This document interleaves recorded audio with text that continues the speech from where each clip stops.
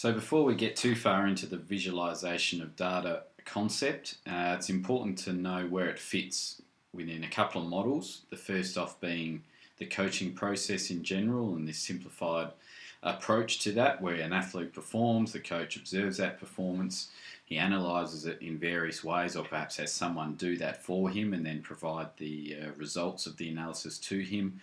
There then could be some coach and player interaction via feedback perhaps, or the coach creates a certain training activities or session as a result of what they've observed and analysed, so the player interacts with the training environment, which hopefully has a positive learning effect for that player, and then another performance occurs. So it's a cyclical nature of the coaching process and athlete performance.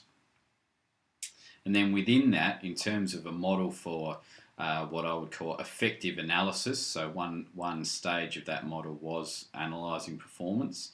So for effective analysis, I think what the challenge is to go from having just raw information and data that you've collected, whether that could be numerical or video data even, and the problem in society in general these days, and sports analysis is no different, is that there's an abundance of information, and the ease of collecting data and the devices that can collect it these days are enormous. So collecting data and information is not a problem, but we're drowning in it. And so the next step for effective analysis is how do we turn that information and plentiful information into knowledge, and knowledge of the people that need to make decisions. So let's go with, in most cases here, coaching staff, maybe including strength and conditioning staff.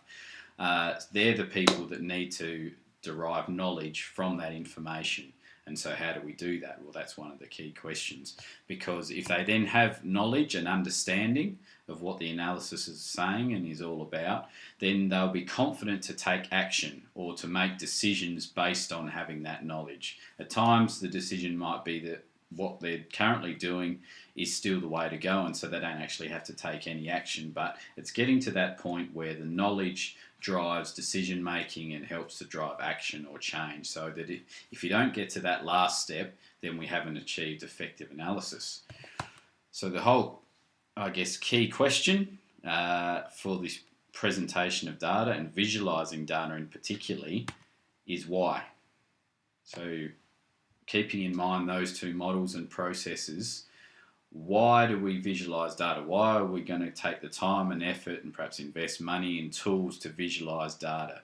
What's the benefit going to be? What's the purpose of doing it for achieving some of the goals that we've talked about? So that's what I'd really be interested in your contribution through the comments form, is your answers and your thoughts to why that we visualize data. What's the point of it? What's the benefits that it can provide the coach or others in these processes?